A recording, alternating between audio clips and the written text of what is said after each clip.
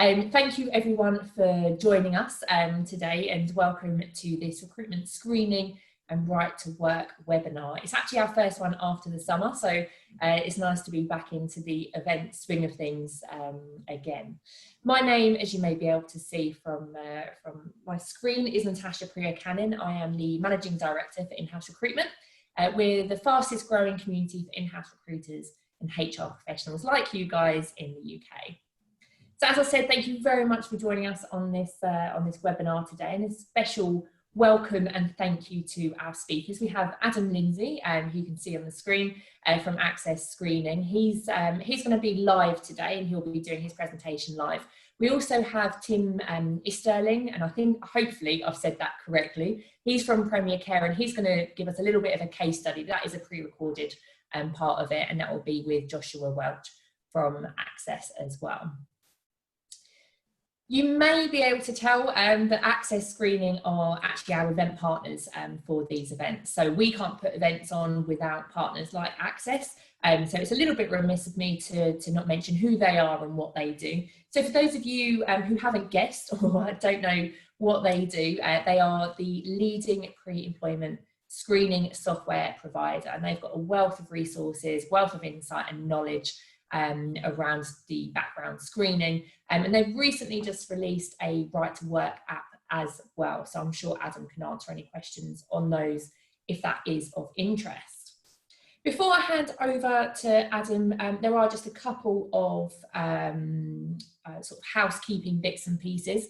We will have a video, so make sure your sound's up for that. There will also be a couple of polls that we're running throughout the session, so please do get involved in those. It does give us a little bit of insight and it allows us to see what's going on with you guys as well.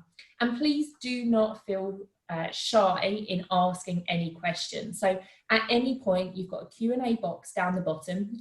Just pop your question in there. You can do it anonymously if you would like to, but do pose those questions in there, and we're going to use the time at the end, so probably around 10 to 11, that we'll be posing those questions back to Adam. But don't be shy and do get involved. It's I know we're missing those face-to-face events, but hopefully we can replicate it somewhat on an online version. So I think that's all I've got to say. I'll join you at the end, but now I will hand over to Adam. Over to you. Thanks, Natasha. Good morning, everybody. As Natasha mentioned, I'm Adam Lindsay. I've worked in background screening for far too long now, well over a decade, both in managed service providers and then ended up sort of staying with Access. And I support clients of all shapes and sizes with their screening process. So it's well placed to help you with some information today. So what we're going to look at is creating an efficient applicant screening and right to work process. And we'll look at various things that you can do along the way that can improve your process. Obviously, there's things that we can help with through the partnership with IHR, but ultimately it's making sure that you know what you're doing and where you want to go, and some good takeaways from today. So we're going to look at some topics. We'll have a look in the first instances to the changes to screening since COVID-19. I'm sure we're all super tired of hearing about the pandemic, but it is part of everyday life now. There has been changes in screening that we need to talk through. And then we'll look at some of the challenges that HR professionals and recruiters face, and just industry challenges too. We'll look at how to create efficiency at the same time as staying compliant, and also making sure the candidate experience is the right level. We can also focus on the technology elements of that and the kind of systems that you might have and integrations that you might need to make a seamless journey. As Natasha mentioned, we've got a case study from Premier Care, which is open and honest and informative. Hopefully you'll take some good news from there. But it's good to hear from the horse's mouth, so to speak, how software has helped improve the way they work. We'll have a look at right to work checks. We do have an app, so I can give you an example of how right to work apps work, but we'll also talk about the process that you've got there. We'll touch on Brexit, and then we'll look at some pre-screening resources, and there will be a few polls as we go along. So that's a brief introduction, and let's get into the content. So let's start with the elephant in the room. Obviously, things have changed a lot since earlier this year. We've had to make allowances for social distancing, the lack of human contact, and key things for screening in that were criminal record checks, so DBS and things like Access and I and PVG and other forms of criminal record, and right to work, because the process historically meant you'd have to be in the presence of the candidate to confirm their documentation. With this not being possible and changing to a digital world, rules were relaxed slightly to enable a more efficient process for collecting documentation. So really simply, both the DBS and ID, there was a switch to a digital way of collecting ID, allowing ID documents to be viewed over video links, scanned images to be used in the first instance for DBS, so as to not to delay the process of the check being done, and ultimately key workers going in where they needed to go. I suspect this may change back over time, but it's been very successful, and there are the tools and technology to do this. So I would hope there'll be some stance to actually have a digital process moving forward. I think on the first day, though, it's still important to make sure that physical documentation is checked, just so you're adhering to process. It is possible to use Skype and video calls and copies and check any fraudulent documents, so you're not leaving yourself at risk by doing that. But I do suspect the guidelines will go back. Similarly with right to work, the change was put in place there to allow you to do right to work checks with video calls. So applicants and workers can email or text a copy of the documents rather than sending originals in the post. A video call can be arranged with the worker from there. Documents need to be held up to the camera and checked against the digital copies as well. And if you wanted to do things like an MLZ check, which probably to use an acronym that you may not know, there's a meter readable zone on any BRP card or passport that can be read through and check for fraudulent documents as well. So you can take steps to make sure that you're fully compliant. The date needs to be recorded, and if it's part of a different process, it needs to be marked as adjusted with a check undertaken on a certain date due to COVID-19. If workers have biometric residence permits or residence cards on the CEU settlement scheme, there is also different ways of doing it. You've got an online right to work checking service while doing a video call as well. We will share all this information. There's links to the Home Office from there, obviously the things that we can support you with. Ultimately with DBS and right to work, however you do them, whether it's manual or whether you engage in a system, you just need to make sure you're following process. The consequences of failure with right to work are pretty severe. And DBS, obviously, you need to be placing people, and when it's all about safeguarding. So make sure you're up on the rules. We're happy to provide the resource so you can see what you need to be doing, and this information will be shared. But that's the brief changes there. If anything else changes, of course, we can follow up with further information, but that's where we're up to. So that's the pandemic dealt with. Probably not dealt with, but in terms of DBS and compliance. As we go through, we'll get more into sort of the process of screening and how it works with people now. So this isn't an exhaustive list of challenges. There's lots of different things. People want to improve their time to hire, reduce manual admin, comply with the law. But we've seen different challenges across the people we work with. There's certainly been a talent shift. How we communicate and engage with candidates has changed. Certainly it's more digital. Candidates certainly have a more informed choice over their employers. There's more information out there. Before applying, they can find out a lot of information about an organisation and make sure that's the right fit for them.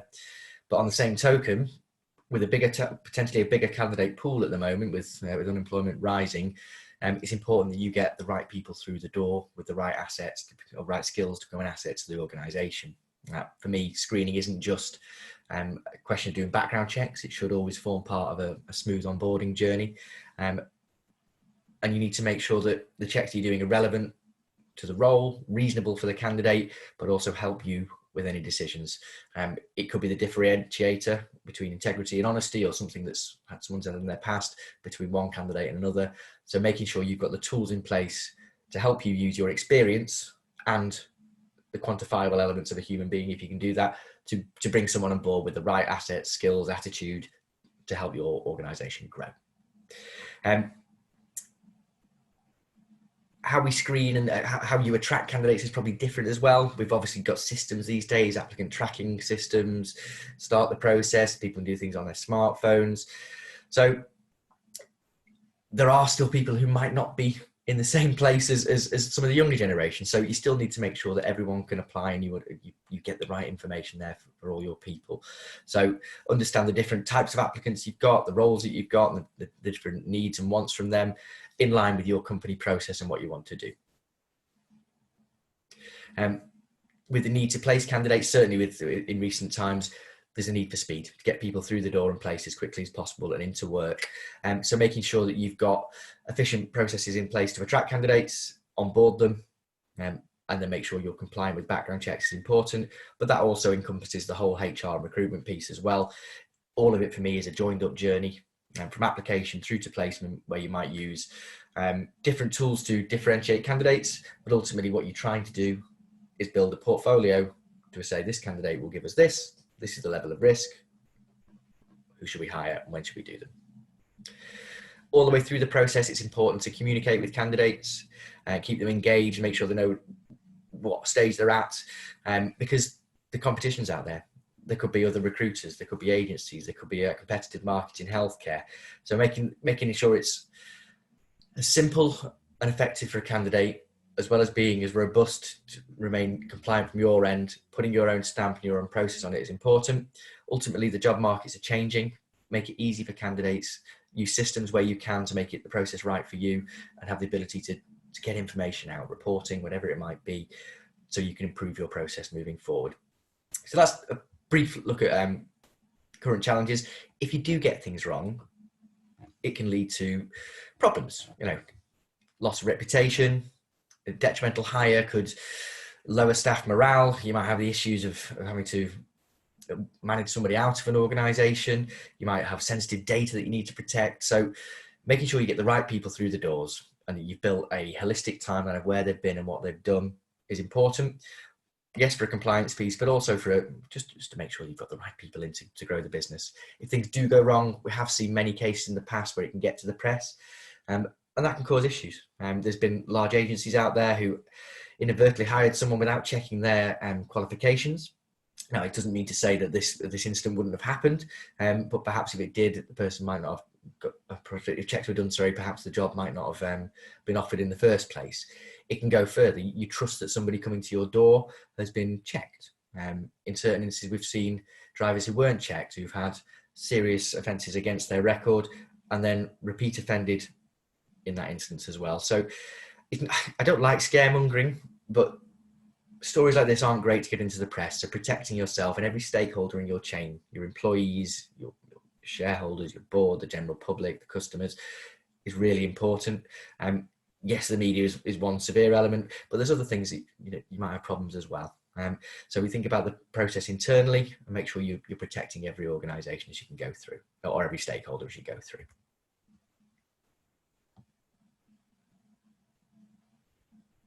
So how to create efficiency gains whilst ensuring checks are thorough. For me, you need to understand every role that there is in the organisation, from entry level through to senior appointments. Build a risk matrix, build a matrix of what checks are relevant for those roles. Within every organisation, there might be a different need for certain checks. You might have financially regulated people in your organisation. You might have those with access to sensitive data, those working with children or vulnerable adults, or even people driving on your time. So understand the different roles, put the check and risk matrix along with that. Make sure the checks are relevant to the role. It's not the Spanish Inquisition at the end of the day. It is supposed to be a positive thing to get somebody onboarding in your organisation. But if you understand what you need to do, then also the consequences of failure. If right to work checks aren't adhered to, what could go wrong? If you've not checked employment history, what's the potential consequence of that? Then decide how far you're going back with your employment history, what checks you need. Put that in place. Make sure you've got policies up to date in the organisation, and whose responsibility is it to review those policies? Is it possible to integrate and automate your systems? Do you have an applicant tracking system at one end where candidates apply? Does it then feed into a HR or payroll platform? Would a system with background screening that could allow that help you and have a joined up journey for you and for your candidates? There's lots of different things you can consider, and there's lots of different ways you can screen as well. But for me, full understanding of what you can do, when you can do it, the consequences of failure, and the process that you need to adhere to is a really good starting point. Pretty alarming stat there that 60% of candidates abandon complex online applications. If candidates, many people will take the course of least resistance. So if it's easy, and intuitive enough that a candidate can fill out their form or their application really, really simply, and perhaps reducing any paper trail, it will help them along the way. Guidance needs to be there for candidates to help them, because there will be areas that they might struggle with. Candidates don't tend to like things like gap history, and sometimes struggle with documentation. So make it clear, concise and easy for them to give the information you need to carry out your background checks. And it's just a question of keeping on top of things. The laws change, so make sure you're up to date with information at every stage. So what does best practice screening look like? I've touched on some of these as you go along, but these are 5 key areas we've looked at. So the requirements, understanding what's needed for the role and the checks, and building the risk matrix, as I've mentioned, is certainly an important element of that. It goes further as well. Whose responsibility is it for making decisions to hire? Who is using the information from screening to differentiate candidates? Who's doing the policies that you need? Are you screening internationally? Are there any things you need to think about in terms of global requirements and candidate needs? Have you got an idea of where your candidates are coming from and what kind of checks they would require? And is the process as streamlined and as efficient as it possibly could be to support your onboarding? Throughout the business, ultimately, some responsibility will sit at board level, but it needs to be decided throughout the business who is responsible and accountable for any changes in law, on updating policy, and reporting and making sure everything is there at the touch of a button. If you're audited at any stage, can you get the information you need? Which leads on to reporting. Reporting for me is powerful. If you can look at your process, see where candidates are dropping out potentially, and see where there's any failures in that, you can look at how you can improve things. Perhaps you can look at your SLAs and see which ones take longer, and is there anything you can do to improve that process? If you're audited by the CQC, for example, or Ofsted or the Home Office or whoever it might be, can you easily pull off information to satisfy the legislative body that you're up to speed with what you need? It's not rocket science. To be honest, none of HR and recruitment really is, but the people the audience today will understand recruitment and HR, which is a good thing. And we need to be watertight across the board, and screening falls into that too. So make sure policies are alerted, make sure you know what red flags are to you and what action you can take. There's no point putting in place background screening, but then your employment contracts don't support that. What if someone starts and the checks aren't back and then you can't take retrospective action? So you need to make sure that you can act positively or negatively if needs be, but ultimately get your policy written down, documented, responsibilities and accountabilities also included in that, and understand all of the checks that you can and can't do at any stage. Technology wise, what are you doing? If you're keeping things in-house, are you going direct to DBS? Can you easily get the information, or is there a large paper trail behind it? If you're working with an outsourced provider, do you get what you need in terms of support? Are they a partner, or is it slightly disjointed? Is there an integration piece and a candidate process where it's easy and simple for that? Or will the candidate feel disjointed, and will your team struggle to get information? So understand if you need technology or if you need a partner, make sure it's someone that complements the way you work, understands your process and delivers that for you. And the reporting I've already touched on. So it's a bit on best practice screening. If we just have a quick poll now, actually. So if we look at how organisations screen, could you pop a poll up for me, Natasha, at this point before I give people Of course, yeah. So how do you currently screen? Hopefully you can all see it on your screens now.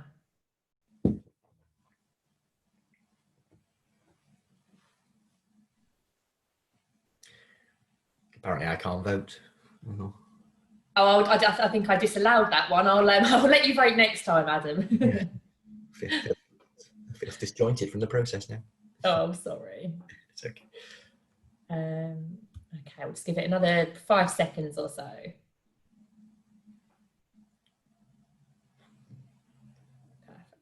Okay, so you should be able to see the results as well. Manually.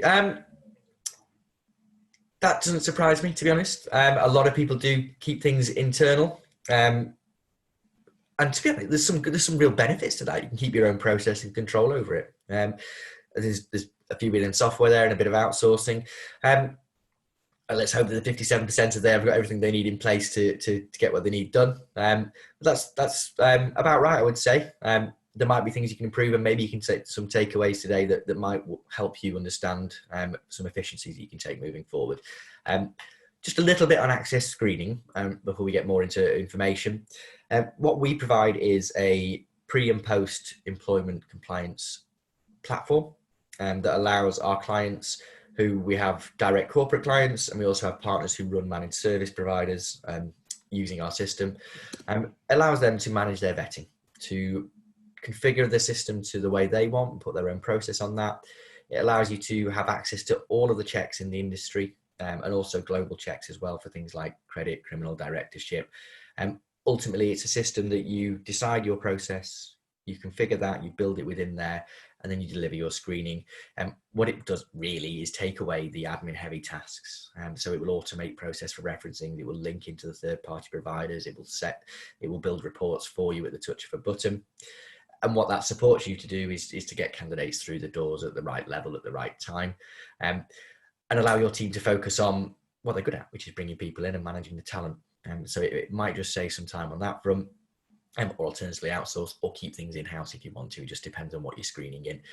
We have a full team behind that update legislation, so any changes will be communicated, and you don't really need to worry about that. All you need to worry about is finding the right candidates and bringing them through the system and getting them placed and cracking on. It's a little bit about access screening. I won't waffle on too much about it, but of course, if anyone wants a conversation, we can talk about how we can help you. So an automated screening process. Now it differs depending on what systems you've got. This is a fairly it's a broad interpretation of it, and there will be anomalies across the industry, of course. But this is the way I sort of see it working. An application may come in. This might be from an applicant tracking system. It might be done digitally. It might be done over your website. Depends on how you manage that. If we are using technology, a candidate could apply in an applicant tracking system. It could alert the next stage of screening. A link could be sent to a candidate for them to fill out their information if needs be. A candidate may then come in for an interview and bring you the documentation that you require. Using our app, or if needs be, or keeping things manual, at this stage, right to work is usually taken, perhaps at interview or sometimes first day. If you're using an app, whether ours or someone else's, you can take the information from the candidate, ask the relevant questions for right to work, and collect any other documentation as well. That can then sync into the system, because if you're doing the right to work first, if there's any failures, there's no point carrying on with the process from there. If the candidate's successful, you like them, you like what they've said, they've done, great, they might get offered a role subject to background checks. You may then send out a welcome pack or application form for background screening, depending on where you want to fit it in. You know, it might differ in terms of your process. Candidates would then provide their background history and give consent for any checks to be processed, and consent for GDPR to make sure that you are compliant on that stage. From there, background checks will begin automatically, or depending on when you've set them to go, it might be a touch of a button. It could be fully automated if needs be, but background checks will commence. All the way through the background checking process, you should be alerted of the process, alerted of any changes, of any references that come back, any criminal records, so you know exactly where you're up to. And whether that's our system or your own process, that's fine, but it's understanding where candidates are up to at every stage. Have they got their link? Have they filled it out? Are they struggling in any way? If you don't know and you haven't got the data to do that, then you might not be able to help them. So automation would come in there. Hiring manager will then review the information, accepting or rejecting any files, building a report, for ultimately, which is a candidate portfolio and positive, hopefully, background check report that's got everything you need to place them. And if there are any things that needs attention, then action needs to be taken at this stage. If you've documented that in your T's and C's and your employment contracts, then you should be able to take action on what you need. Hopefully everything will be okay and the candidate isn't going to pose a risk for you. And then you're left with a final report with the candidate fully compliant, an automated process from application through to placement with limited or no paper trail, and reports available at the touch of a button. Sounds easy. To do that, though, we'd obviously need to make sure we understand your process. But with technology and automation these days, there are more efficient ways of doing that.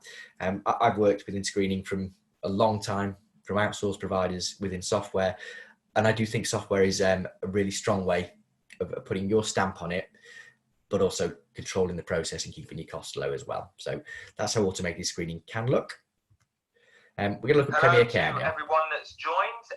Just a quick introduction. So my name's Joshua. I'm going to start that one again because it just started. I do apologise.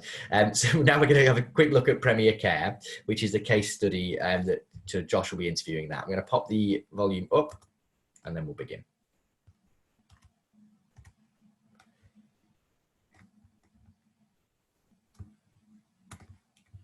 Okay, so if you need a drink now, please don't leave. But here comes the Premier Care case study.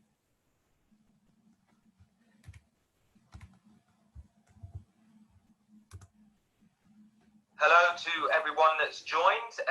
Just a quick introduction. So my name's Joshua Welch. I'm part of the Access Screening team. Welcome everyone to the Access Screening webinar and podcast. So today we'll be talking to Tim Easterling. Tim is the head of recruitment, including onboarding for acclaimed home care service provider Premier Care. How have you actually been getting on since introducing Access Screening? Yeah, well, we've had screening since about November, which is really well timed in terms of just before the sort of pandemic. But it meant that we got our hands on it, got to grips with it before the need for the big push for staff, really. But what it has done is it's reduced the amount of time we have to spend doing admin. And it's in fact saved probably a whole position in the admin side of stuff. A candidate would have probably took about a month and a half to get from interview or application right through to the first shift. It's now we're looking at about 2 weeks, 3 weeks on average. So, save time in that sense. Right. All candidates go through all the CQC checks and are all compliant before they even start on rota, and it just gives us so much more control in that sense. The other point is we can always brand it up and it looks and feels like what we want it to look and feel like. It's always an extension of us, really. Yeah, fantastic. I mean, when you mentioned you've had it since around November, I mean, it couldn't have tied in more perfectly, for lack of a better word. Obviously, COVID-19 is coming just in time, hasn't it? Obviously, with things moving remote due to COVID. I'm presuming it's helped from the remote side of things as well, with sending portals out to candidates and not having them to bring in all of this or come in to do face-to-face all the time. Yeah, absolutely. Our staff have all internal staff had to work from home.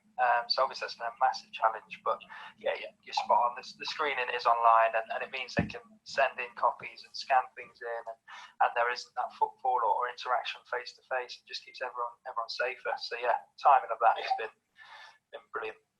Yeah, that's brilliant. And I mean, on the note of how Access Screening has actually come in and obviously helped you achieve these things and helped you save admin and obviously shorten that candidate turnaround time. I mean, how did you actually cope before Access Screening?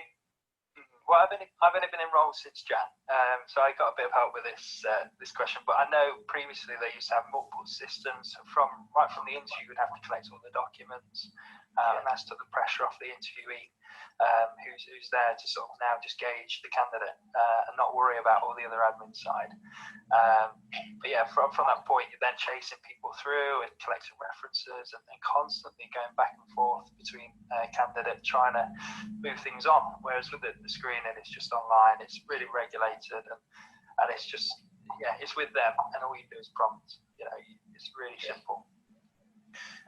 So with that in mind, I mean, how much easier has things been since introducing Access software and screening software? Yeah, so it completely has removed, like I said, a whole admin role, really. We set someone up online, they get through a link and they fill it out in their own time. There's no chasing up, there's no us filling forms out for someone or asking them to bring this in or that, proof of address or whatever it is. I think at the minute we've got about 28 potential new staff who are in that screening process. And I just thought, imagine trying to control 28 people's, manually handle 28 people's documents and keep them all moving through. I don't think you'd do it well. You may miss a few things along the route and we don't have to worry about that.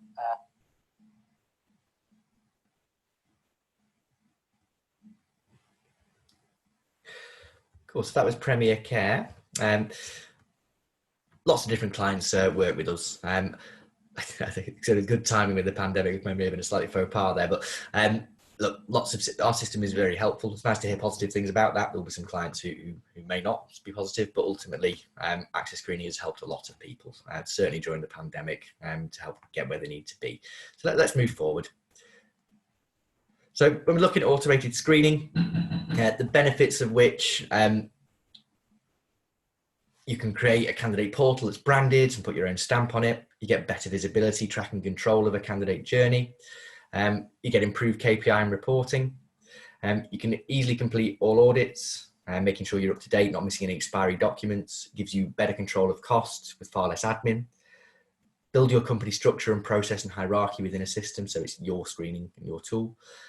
Automatic alerts of anything that's expiring, right to work, and a fully cloud-based system that gives you access anytime, 24 hours a day, 7 days a week, if you so wish. So there's enough on access screening there. We'll have a look at the portal here. So this is a very brief demonstration of a candidate portal, how it would look. So the first section, a candidate would receive a link in their inbox, which can be tailored and branded. They click on that link and they're taken into the candidate portal, protected by two-factor authentication. So a little code will be sent direct to a mobile phone, or you receive a phone call and enter that. Then GDPR is the first element that's adhered to. So any checks that have data and being used in any way are listed, and all the policies are there. Once they've agreed, they're into the candidate portal. This can be completely tailored. All the wording in the candidate portal can be changed, the list on the left, and the candidate moves through this process quite easily, adding their details. If you're talking integrations, these first sections can be populated. Each section has a blue box that you can see that you can tailor and give guidance for a candidate. And you can see where the logos are there. You can change them. You can change the color scheme. You can change pretty much everything in there. It's fully mobile optimized as well, so works on a laptop, mobile phone, tablet, and all devices. It's got nice little things in there like postcode lookup to help find addresses and build a timeline of that, because for things like DBS and credit checks, you need a consistent flow of what you want. And then as you move through, depending on what you're doing, you can build different checks. You've got things like academic history. If you wanted to look at qualifications, you can do that. You could look at making sure there's no fraudulent information. It is probably the biggest area of background screening, fraud, to be fair. Employment history, again, build your timeline. How far do you go back? Do you need to account for any gaps? What information you need to collect from a candidate? Make it simple and straightforward. And within here, you can tailor different things if you need to be. You don't have to have a reason for leaving. You can change certain fields. It just depends on what you're asking, but ultimately make it simple for them. Candidate will provide their dates of employment typically, and that's what you're going to try and investigate to make sure they're correct. If it's a couple of weeks out of date, is it the end of the world? If it's 3 months, perhaps it's a more severe issue to look. Referee details are supplied, so you now have collected where the candidate's been, the referee that they need to provide as well, any contact details, so you can approach them for references and employment history. There's lots of other things within the portal, and depending on what roles you've got, you can configure different checks how you need. But it's always a relatively similar process. Steps 1 to 11 will be the most, but you can have less steps if you've taken certain fields out, and you're just available to do any check that you need, depending on the role or the relevance as well. So as you move through, they complete all the fields. There's some sections that are coming up, like additional questions, which once we get there, they're great for me. You can add any additional fields you want. Maybe you're asking favorite chocolate bar, uniform size, or bank details, whatever it might be. You can get information really easily and maybe mirror your application forms. So it could be that this is a welcome pack with everything you need to deliver to a candidate, asking all the questions that you need for your organization. And then following that, you could then give them literature. So you could request any documentation digitally. You could supply any documentation digitally as well. It might be that you want to give them T's and C's. In this instance, it's been made mandatory, so they have to acknowledge they've received it. Can't force them to read it, obviously, but in terms of compliance, you've done what you need to do. Then you might collect things from them. So it could be a simple picture with a smartphone. It could be that you're downloading a document, printing it, signing it, uploading it. It could be that you've gone a bit more intuitive and sophisticated and you've embedded DocuSign in there, because we can convert any documents you have internally, be it contracts of employment, handbooks, medical questionnaires, anything at all can be converted, added as a DocuSign form,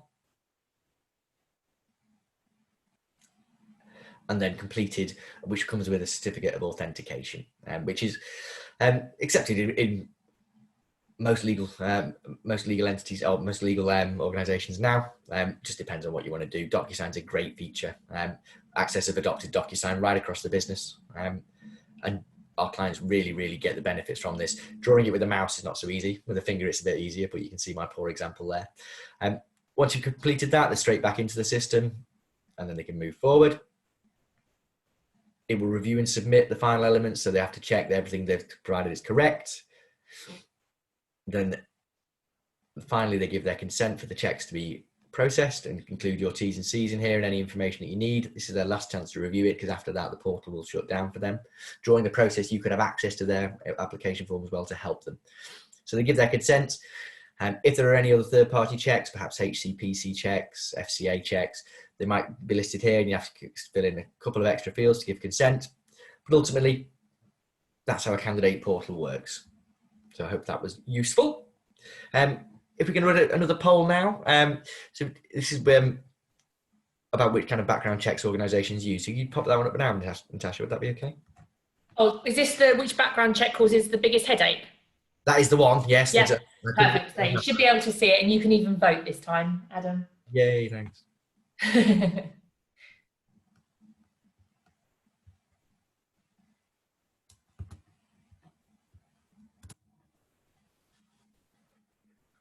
Give it another 20 seconds or so.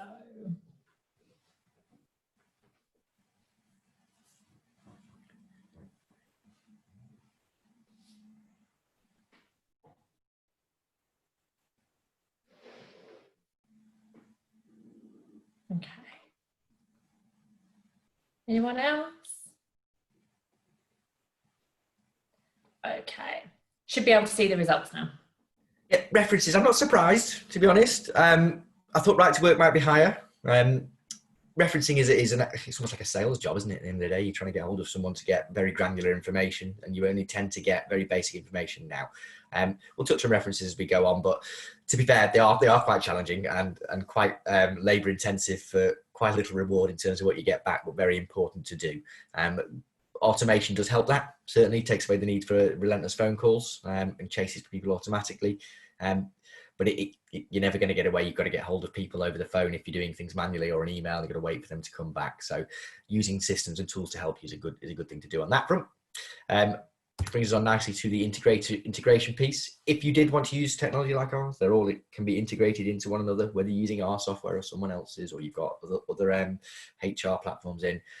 Integration technology is important. Everything we offer allows full integration, has open-ended APIs, allowing you to build your process nice and easily. Okay, so let's look at right to work briefly. So right to work is, put simply, the process of home is put in place to obtain, check and audit the right to work documentations. It should be done prior to any employment. Often they're time limited, so you need to keep an eye on expiry dates for BRP cards or international visas. To be honest, a lot of failures come in the second instance. If things do go wrong, you get potential fines of up to £20,000 per worker, prison sentences, which wouldn't be great. The rules change a lot, so make sure you're keeping up to date with it. A huge amount of fines issued in 2019 of 10.6 million. And it can go worse than that. The reputational damage when it gets into the press can be really harming. So making sure that you've got what you need to collect the right data, ask the right questions, record and audit the information needed for the Home Office is imperative. And you don't want to leave yourself open to risk. But ultimately, the old way of doing it, perhaps interview, you take the documentation, stamping it, put a date on it. There is different ways of doing it now if you need to. So every single employer needs to be doing right to work. It's every single employee in the UK, be it from the UK or elsewhere, must have that done. Across the board, usually hiring managers, talent acquisition operations, whoever's meeting the staff and has responsibility, ultimately document who is going to be checking it, make sure you know when they are doing it, make sure you've documented it and you've got a full audit trail behind it as well. Sectors at risk, high churn, certainly. Hospitality often have people from outside the UK. They've need to place people quickly, and it might mean to cutting corners. Same with healthcare as well. In a fast-paced environment, sometimes things get missed. in environments where people come from outside the UK, you need to make sure you're recording expiry dates. It is quite a simple process, but outside of HR, recruitment and legal, sometimes the understanding is limited in terms of the consequences. So you own this, make sure you've got it right, and make sure that the business is protected right the way across the board. So we can have a quick look at our app in a second. Again, it's a mobile app, and in 5 steps you can adhere to right to work. You can get immediate results within the app, help avoid fines, but ultimately help build your statutory legal defence. You can reduce manual admin, increase your time to hire by using this. And some nice little features in there where you can collect other documentation. So you could be getting right to work and potentially your DBS documentation at the same time. All iOS and Android compatible, no data is stored on any device with banking grade security. Really simple, really straightforward. And really replaces the way, instead of leaving a candidate in a room on their own, you can open up the app, get the documentation, perhaps even a receptionist can do this if needs be, and use it, which will sync into the platform and make sure you've got your right to work done in a timely fashion. Of course, we need to empower people with training so they can understand how to use it. But really, if you can download an app and you can read, you should be able to adhere to right to work without any problem. So let's have a quick look at it. So when you open the app, you can have either a new application or an existing application, and it comes with a system which can either be integrated into the main screening platform or completely standalone if needs be. You can actually sign up without any cost at the moment. You can build certain fields in there for things like job references. You can make certain things mandatory. Key fields will always be mandatory for right to work, so things like first name, middle name, surname, date of birth, nationality. You need that. You can include options for things like national insurance if you wanted to. Whatever level of candidate you've got, you'll be able to define them within the app. Really simple and straightforward. Then you choose nationality, and then based on the nationality you've chosen, the app will present to the hiring manager what documentation is acceptable from that country of origin. You can also see here the other fields that can add in. You might want to add things like location, business unit, whatever you want, but you can build that quite easily. When the documentation section pops up, you simply select the documentation from a list, take a picture of those documents. The app will help you frame them. It will give you a date and time stamp. And of course, the person logging in has a unique identifier, so you know who's doing the check at what stage. It will ask for an expiry date as mandatory if it's relevant. For a UK passport, an expiry date is not relevant. It's a travel document, but for an international visa, it would be. So it'll make sure you're collecting what you need to do there. There might be more than one document to collect, so the process might be repeated. But ultimately, what you're doing with this app, at the front end, you've got a unique identifier, someone logging in from your organisation. At the back end, you're going to collect a picture of the candidate, and in between that, you've got the questions you need. So it asks through the questions, you give yes, no answers, and then there you've got the documents ready to go. And finally, picture of the candidate to prove you're with them at that point in time. These are often used for things like name badges, ID cards. The step can be skipped. This can all be done in a web app as well if needs be, and there are tools to manage things completely digitally as well. But in terms of a nice piece of kit to help you manage right to work, it's dead straightforward, dead easy to do. Gives you a nice little system to manage all of your data, and integrations are available as well. So if anyone wants to chat about that, feel free. Whether you're using our right to work app or not, actually the process that's involved, if you're doing things manually, if you can mirror what you see today, then you will be being compliant. There are just sometimes easier ways of doing things. That's a brief touch on right to work. As I mentioned before, you can be up and running within minutes, a little bit longer maybe with the training, but sign up, you can configure it straight away. There's online support and training, and you get video training to do that as well. So literally, if you came off this webinar today, you could go in, sign up, and get moving, and just pay for the checks that you use as you go along, and they're very reasonable on that side. So that's right to work. Let's touch on Brexit. Bit of a strange one, obviously. It kind of almost got forgotten with the global pandemic, but on the 31st of December, things will be changing. The freedom of movement between the UK and European Union will end. So it doesn't apply to Irish citizens. You've got to avoid unlawful discrimination and be up to date with the changes in the immigration system. So there is a new points-based system. We won't go into the full details of it today, but we can share the information for you. So you need to understand the different types of visas that you've got. ultimately, we support our clients with this and make sure all of our systems are up to date and that you can follow process. If you are doing things manually, I would advise going through, making sure you're reading the documentation and adhering to the process, because you don't want to leave yourself open for anything. You need to encourage employees to register with the EU settlement scheme by the 30th of June 2021. Make sure you're reviewing your process at every stage. And then the Home Office website is readily available, and there are tools on there for you, and we can share tools as well. Just make sure you're up to date with guidelines. As long as we read what needs to be read, as long as we deliver the compliance that you need to do, you should be fine with this. If you want to use systems to help you, great. If you want to do things manually, that's your choice. But ultimately, just make sure that everybody who is responsible for this knows that HR teams, recruitment teams are up to date with the information. And then make sure your process is watertight on that. So that's a little bit on Brexit and right to work. Here we can look at further information, and we've got one more poll after that and some questions and answers. So if we'll share all this information after the webinar. Online we've put lots of information for you. There's checklists for what you need to be doing. There's white papers on how you do background checks. Lots of different guides there. Whether you want to work with us, whether you've got your own process in place, it doesn't really matter. There's some really, really useful things in there. Really good industry knowledge. Feel free to use them. You won't get bombarded afterwards, but they are there, and they'll give you a good idea of how you can screen, some good examples, some really, really nice white papers on there. So have a look. Even the new guide on tackling screening, see what you can take from it. And if you want to talk to us, great. If not, at least you've got some free information there. So that's pretty much me on the screening front. If we can pop the last poll up, and then we can go for questions and answers. Absolutely. So that should be up and running now. So are your screening processes ready for post-Brexit UK?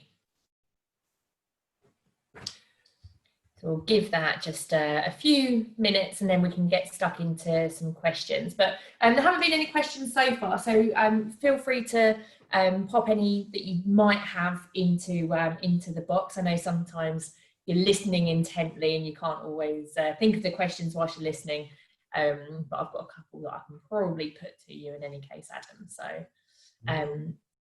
okay, we'll end the polling now, and you should be able to see the results on that one. So it's pretty even, actually, isn't it? Yeah, it is. And to be fair, I think that's about right. I mean, the no, then yeah, we probably need to give some help there. It's an ambiguous area anyway, so they're not sure. I'm not surprised by. I'm glad that 36% is a yes. That's a strong percentage. Ultimately, we just need to make sure we're adhering to everything that we can and getting things done. So any questions, feel free to fire away and we'll be on hand. Yeah, absolutely. I mean, on that note of Brexit there, Adam, you said it's an ambiguous area. What's ambiguous about it? Is it that there's not been a whole lot of information? Is it because Brexit talks are stale at the moment? What do you think the impact is? I'd say ambiguous in terms of right to work in general is there's often limited understanding of what needs to be done. And I don't think there's been as much guidance out there as we would have liked, typical of the government, which I think things change, and there's most likely to be some form of change as we go along. So we could do with a lot more clarity on certain issues. What we've got, we can use and we can share. We can get systems up to date. But I think the whole process of Brexit has been a little bit confusing for everybody, and the ambiguity is really just the indecision across the board. And I do think that the pandemic has slightly taken the focus off it, when it is a pretty big thing that's going to happen, and we need to make sure that we're up to date with all the rules and legislation. So we will share obviously anything, but make sure everybody's up to date and go online and get the information that you can, so you can protect your organisation. Absolutely. So would your sort of top tip for Brexit at the moment just be for everyone to just review their processes and make sure that they're staying up to date? Is that really all that we can do? Use the resources that we've got by all means, but you can go to the home, even if you typed in right to work on the Home Office, and you can get information from there, but just staying abreast of it. I often find that for the key safeguarding things in the industry, the sort of alerts are sort of a little bit later by the government than they need to be. Certainly with the DBS and the right to work, I thought they were a little slow to implement new process. So just make sure you're up to date. And if you need to look at different ways of managing it, or you want to take the burden off you, then perhaps have a look at some partners that can work with you to protect you. Yeah, absolutely. Okay, great. We've had a couple of questions come through. So one of our attendees has said they've got a screening company that they use, and they always ask for a letter such as a bank statement, utility bill that's been posted to the new starters in the last 3 months for the DBS. I mean, everything now is online. I don't think I get anything in the post anymore because I know it's just bills. Is that correct? Does that have to be the case of a physical document? It depends on how you're checking ID and what they've got. So each DBS check has different routes that you can go down. And depending on what the candidate can provide, there'll be certain things they need to do. If in that instance that the ID and a utility bill needs to support ID, then yes, it could be correct. Without knowing the specifics of that particular check or how it's managed, it's difficult to comment. But ultimately, it depends on who you're working with. They might be the counter signatory and they might need the proof of ID. And they might want to list that against it to make sure the candidate is who they say they are. Ultimately, you need to satisfy whichever umbrella body you're working with, or whether you're doing things yourself with a system like ours, you will need to adhere and collect the relevant documentation. Candidates should be guided through that easily. It sounds to me like you're working with an outsourced partner who has become a counter signatory there, and they'll be collecting their ID. I think it could be provided digitally though. Perhaps they don't have the means to do that though. Okay. So perhaps just ask that question to the provider and just challenge them on it, whether it's necessary. Yeah. Just ask why. I mean, they might want physical copies of it. If that's not suitable for you at the moment, then there should be ways you can manage that. You can collect documentation for when you do a mortgage, you don't always post off your bank statements. You can create electronic copies. They are okay. It just depends on who you're working with and whether they've got the facility to collect that electronically, or whether they've actually just got a manual process. But we can take that offline if needs be. There will be requirements for ID for different suppliers. For me, you want to use things that can be as digital as possible. Yeah, brilliant. And what about any advice on creating policies on acceptable or unacceptable criminal convictions? So, e.g., not hiring someone with a drink driving conviction, but they're in a non-driving role. Do you have any guidance on that, or is there any documentation resources that you have? It's a funny one, isn't it? I think DBS. It's I'll go off on a tangent here if I'm not careful. It's ultimately to do with safeguarding and making sure that people aren't posing a risk to an organisation, or to assess honesty and integrity. But it's out of date as soon as you do it, isn't it? So it's the second you've done it, they could go and commit a heinous crime the next day. And if you're not keeping up to date and rechecking, you might miss that. Now, with the Rehabilitation of Offenders Act, you can't discriminate from people with spent convictions. If someone's honest about it, it's up to you. Look, if they're in a role where they need an enhanced check and the pass or fail of it dictates that you can't hire them, then fair enough. If you're asking a question in your process, have you had any criminal record or unspent convictions or spent convictions in the past that will come up, and they answer yes, and they tell you about it, and that offence was just a silly mistake that isn't going to affect their role, for me, is it a don't hire? They've been honest about it. They've been open about that process as well. But if you've asked that question in the application, they've put no, and you do a check and it comes up and they've got something that they've not mentioned, well, why didn't they tell you in the first place? It still might just be a process of conversation with them, but it sort of gives you a link of honesty and integrity there. If they've decided not to share things, then why and why not? So you can't discriminate as a result of someone's criminal history. It might just be something they've done, made a mistake and been honest about it and said, look, I hope this doesn't affect my employment moving forward. There will be certain instances, well, it will affect their employment and they won't be able to go for that particular role. That is dictated by your role and your compliance set. And as long as you know what needs to be done from that side for each role, then you can take action accordingly. But for me, it's just because you make a mistake doesn't mean you're a bad person and can't do a job. But in certain instances, that mistake might stop you from getting a job. Everyone deserves a second chance, eh, Adam? Yeah, damn right. There you go. So probably a final question, unless there's any burning questions that anyone has, is based on the above question around DBS documents, what would you guys over at Access want to see for proof of address for a basic disclosure check? Okay, we're getting right into specifics now. It entirely depends. Utility bills will be part of that. And we would use potentially passport information, driving license information, utility bills. It just depends on what the candidate's got on the route they're going down. There's no specific exact example. We need to know what we can provide from them and how you checked ID.